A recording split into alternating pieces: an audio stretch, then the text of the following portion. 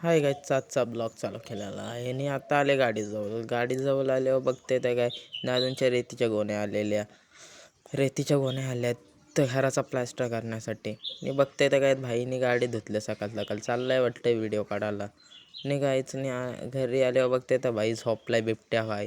आणि याला बघते तर याला हुसकवला घरातून. आता सांगितलंय का पायऱ्यांना कलर मारायला आणि मारतंय आता कलर. तर काय बोलायचं, एक ना एक काम असतंच आपल्याकडं. आणि नंतर कल्ला मारल्या बघते तर भाई जेवतंय आणि हा भाई तर झोपलायच आणि त्याचा तर खाऊन झालाय.